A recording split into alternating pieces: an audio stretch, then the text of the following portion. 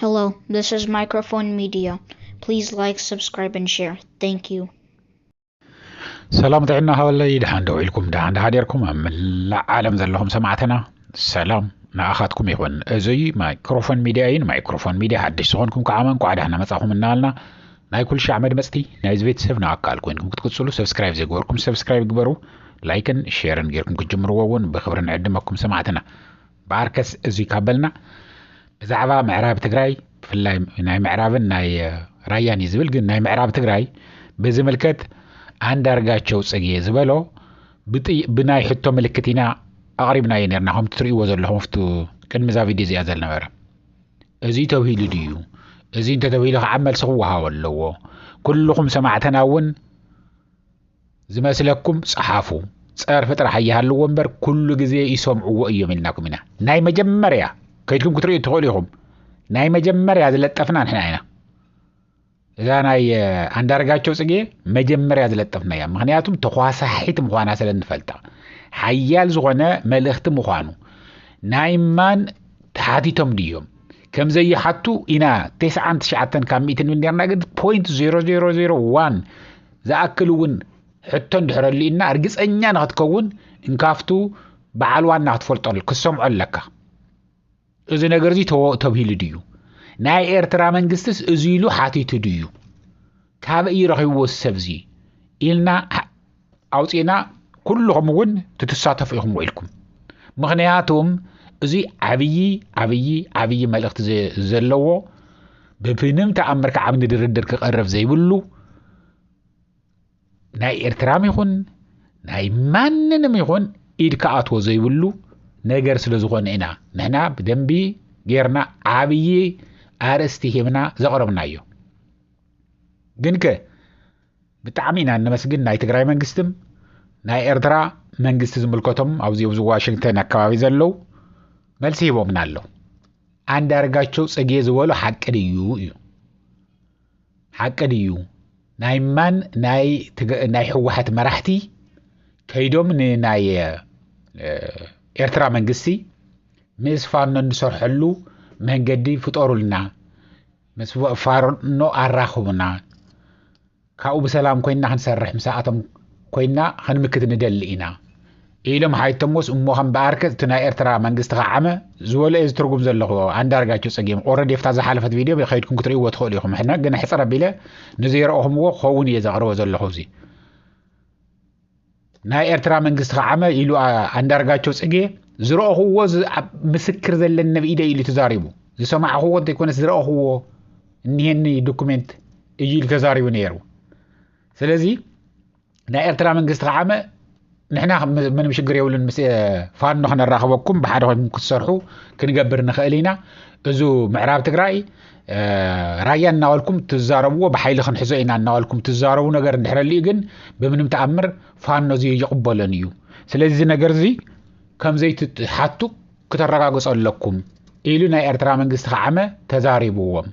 ናይ ትግራይ መንግስት ከዓመ ሪካፕ የዝገብረልኩም ኣለኹ ህዝቡን ሰማዕተይ ብደንብ ጌርኩም ምሳይ ጸኒሕኩም ሰምዕዎ ምክንያቱም ትመልሲ ክነግረኩም እየ ክልቲኦም ናይ ትግራይ መንግስትም ናይ ኤርትራ መንግስትም መልሲ ሃቡና መልሲ ማለት እዩ ስለዚ እቱ ንሕና ህዚ ኣብዚ ህዚ ኣጋጣሚ እዚ ውድብ ህወሓት ኢልዎ ኢሉ ዝተዛረቡ እያ እንዳርጋቸው ከምኡ ናይ ኤርትራ መንግስቲ ከይተልዕሉ ምስ በሎም ናይ ምንባርን ዘይምንባርን ዝኾነ ጸላእ ስለ ዝመፀና ህዚ ንሕና ቀዲምና እንገብሮ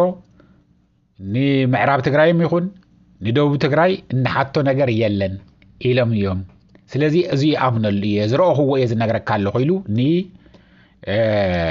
አንከር ሚድያ እንትዛረብ እንተለና ሰሚዕናዮ ሕፅር ቢልና ክነቕርብ ስለ ዘለና ኣይና ሓፂርና ቀሪብና እያ ግን ተዋና እታ ነጥባ ግን ንሰያ ነይራ ተማልአት እየ ኣምፅኤልኩም ብታ መሓርኛ ንትፈልጡ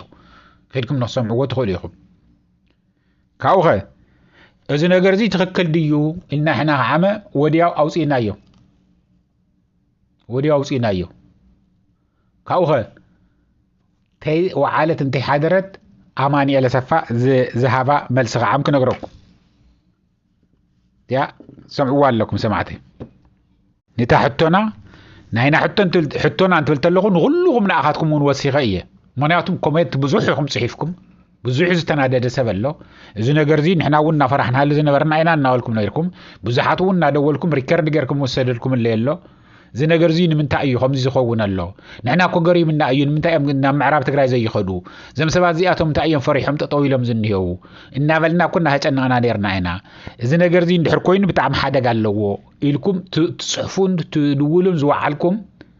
ንኣኻትኩም ወሲኸ እየ መልሲ ሂቦምን ኣለኹ ዝብል ዘለኹ ናይ ኤርትራ መንግስቲ ዝሃበና መልስም ክነግረኩም እየ ግን መጀመርያ ናይ ኣማኒኤል ዝመለሰልና ንስማዕ እያ ኣብ ውሽጢ ትግራይ ዝኾነ ይኹን ሓይሊ ላዕላውነት ትግራይ ናብ ወግዓዊ ዕዳጋ ናይ ምቕራብ ስልጣንን ሓላፍነትን ከም ዘይብሉ ምክትል ፕሬዚደንት ትግራይ ኣይተ ኣማኒኤል ኣሰፋ ኣረጋጊፆም ኣይተ ኣማኒኤል ኣሰፋ እዚ ዝገለጹ ንዘረባ አንዳርጋቸው ጽጌ መሰረት ገይሮም ኣብ ፌስቡክ ገጾም ኣብ ዘስፈርዎ ጽሑፍ እዩ አንዳርጋቸው ጽጌ ምስ ብልጽግና ብምትሕባር ኣብ ልዕሊ ህዝቢ ትግራይ ዝፈጸሞ ጆኖሳይድ ከይኣኽሎ ሕዚ እውን ምስ ብልጽግና ዝተባእሰ መሲሉ ህወሓት ንፋኖ መማእኸሊ ለማኒ ከም ዝለኣኸን ላዕላዊ ግዝኣት ትግራይ ከም ዘይሓትት ንመንግስቲ ኤርትራ ቃልኣት እዩ እናበለ ምሕሳውን ጠቂሶም ስርዓት ብልጽግና ገንዘብ መዲቡ በህዝባዊ ሓይልታት ዝተፈጠረ ምሕዝነትን ምፍራስ ደለልቲ ይቆጽር ከም ዘሎን እዚ ተግባር እዚ እውን ናይ ትሽርሕ ውጽኢት ምዃኑን ነጺሮም እቲ ምሕዝነት ሓደጋ ህልውና ዘንጸላሎም ሓይልታት ብሓባር ዝቃለሱሉ ባይታ እምበር ብልመና እቲ ሓደ ነቲ ሓደ ፀዊዑ ቃል ዝኣተወሉን ዝልምነሉን ጉዳይ ኣይኮነን ብምባል ኩልና ኣብቲ ቃልሲ ዘለና ሓይልታት ዘረኸበና ዋና ጉዳይ ብጆኖሳይዳዊ ስርዓት ብልጽግና ኣብ ሓደጋ ዝወደቐ ናይ ህዝብና ናይ ሓባር ህልውና ኢሎም ኣብ ውሽጢ ትግራይ ዝኾነ ይኹን ሓይሊ ላዕላውነት ትግራይ ናብ ወግዓዊ ዕዳጋን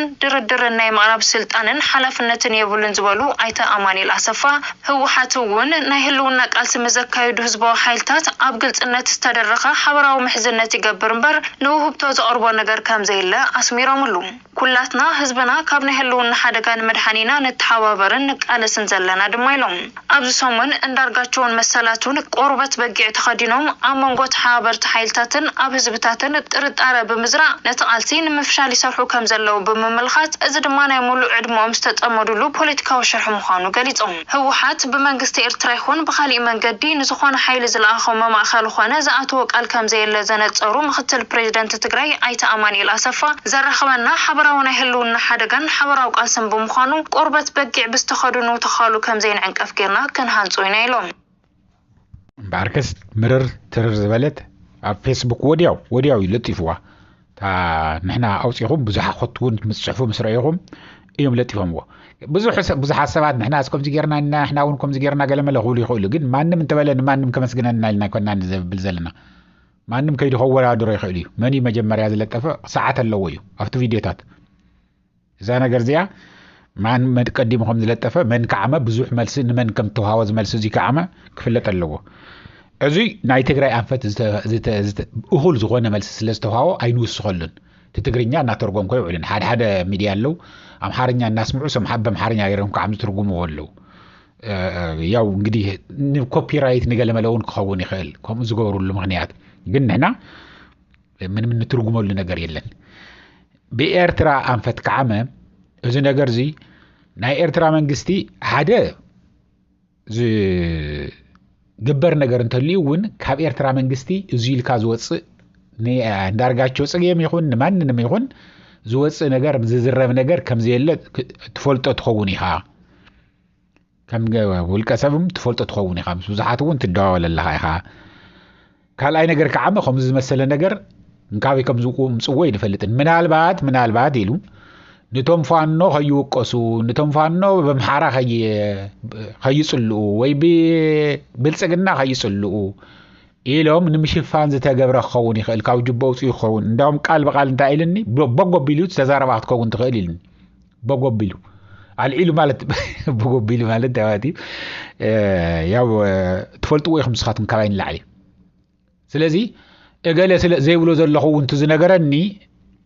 አንዳርጋቸው እውን ምስ ኤርትራ ዘለዎ ርክብ ስለዝፈልጥ ክጻላእ ስለዚ ይደልዩ እዩ እምበር ሓበሬታ እንትንደል እንተለና እንታይ እዚ ነገር እዚ ቅርዘብል ነገር ዝኳሳሕ ነገር እንድሕር ሰሚዕና እንሓቶ ነገር ደውልና እንሓቶ ስለ ዘለና ያ ኣብዚ ሓንቲ ነገር ትፈልጡ ለይ ዘለኩም ሰማዕተይ ሓንቲት ሳንቲም ካብ ኤርትራውያንም ይኹን ካብ ተጋሮም ይኹን ካብ አምሓራም ይኹን ካብ ገለም ይኹን ዘይንወስደሉ ምክንያት ነፃነትን ሓሊናን ከይድ ስለ እንደሊ እዩ موساد نوري ينالكم يكونن حما ينالكم مغنياتهم ميديا انت زي دقيف كاي خلك عبي يخيلن جنك نحنا هذا ابنت ني ارترا دقيفه ولا حنت ነገር زارول ነገር يبلين حنت ني ارتراوያን انت دقفتلخو نتግራይ እንዳደገፍኩ እየ ني تግራይ انت دقفتلخو ኤርትራውያን እንዳደገፍኩ እየ ኢለ يزعمن ምክንያቱም ናይ ምንባርን ዘይ ምንባርን በሓደ ኢና መን ይቀዲሙ እንድሕር ዓቅሚ ረኺቦም መን ይቀዲሙ ዝጠፍእ እዩ ዝኽፈላለ ዝኽእል እምበር ሓደ እንድሕር ጠፍዩት ሓደ ክነብረ ይኽእልን ሰፊሕ እዩ ናይ ዓብይ ኣሕመድ ሸርሒ ይኮነን ቀይሕ ባሕርን ምምላስ ዓብይ ኣሕመድ ማ ቶም ካለ ዝብልዎ ዝዛረብዎ ዝነበሩ ወብኢሃደ ግዜ እንታይ እዚ ቀይሕ ባሕሪ ገንጣይ ዝብሉ ዝነበሩ እኮ ንምን ምዃኖም ንፈልጦም ኢና ዝርዝርና ወይና ኣቱን ህዝ እምበር ስለዚህ ስለዚ ፈልጦ ኒ ኤርትራውያን ኣሕዋተይ ኒ ኤርትራውያን ሕማቕ ነገር ከይበፅሖም ኢለ ተዛረብኩን ብጣዕሚ ጽቡቕ እዩ ግን ከ ኣነ እንተነኣሰ ኒ ኤርትራውያን ተሓጊዘ ንባዕለይ እውን ይሕግዘ ኣለኹ ህዝበይ እውን ይሕግዘ ኣለኹ ማለት እዩ ምክንያቱም ኤርትራ እንተተሸኒፋ ትግራይ ተቐሚጣ ኣይትነብርን እዚ ክንፈልጥ ኣለና እዚ ስለዚ ፈልጡ እዩ ዓምተሞ ጀጋኑ ኣየታትና ግንባር ዘለው ህዚ ዝብሉ ዘለውና እዚኣሲ በጎቢሉ زربت ياجد سمي كي تقصني من النتي كي تقصني سلزبلني سمينا عايز زاربولن ورتو حتى يطرح مخانو يزاربكم زلخ زي زلو جن بتعمين انا بس جن مالس ودياو مهاب بوتيم يكون بوتي زي ነገር زي منم كتحاسبكم يقولون انو بسانجز نمنتاينا فتግራይ ከምሰረዱ ነገርናኩም ኢና ናይ ለሙ ሰለስተ መዓልቲ خيد مخانو قدمنا زلطفنا ين احنا اينا كيدكم شعور نسور رايو وبسانجو خيد يو نمنتاي كاي زخيزل زخدلن كعمه 4 نطب لو اخسخ عون زدليو بس ኤርትራ ዘለ ርክብ ኤርትራን ትግራይን ንምቀርሕንትን መፍጣር ፋኖ ምስ ናይ በልጽግናን ዘሎ ቀርሕንትን መፍጣር ኤርትራ ኣብ ጭንቅ ነብራዕድን ምታው ዝተፈላለየ ብቻ ብዝርዝር ኢልና የና ኸይድኩም ክትሪእዎ ትኽእሉ ኢኹም ህዝቡን ተስራሕ ተሰሪሕኒ ዓብይ ኣሕመድ ኒ ኦቦሳንጆ ሰይድዎ ዝኒ ናብ ትግራይ ሰላም ንኸምጽእ ኢለ ይኮነን ዓብይ ኣሕመድ ናብ ትግራይ ሰደዶ ኦቦሳንጆ ከምቲ ዝበልናኩም ንምግባር እዩ ንምዝራግ እዩ ኣሃ ንስኻትኩም ይኹም ብሓደ ኮይንና ዓብይ ኣሕመድ ክነውርዲና እንትበልኹም ኣሚንኩም ስኡልኩም እሺ ኢልኩም ትኸደለኹም እምበር ንሳቶምማ ተፈልዮም ዛተየሎ እዮም ድሕር ሕወሓት መንነቱ ድሕር ተመሊስሉ ሕጋውነቱ ድሕር ተመሊስሉ መሬታት ኩሉ ነገር ትዝሓትዎ ድሕር ተመሊሱ በቃ ካብ ጽብዶ ወፂና ኢና ክብሉ እዮም እዚ ንምባል እዮም ደልዮም እዚ ኢሉ ጥርጣሬ ንኸኣቱ ኣፍቱ ናይ ጽብዶስ ምጽላእ ንኽፍጠር ዝገበርዎ እዩ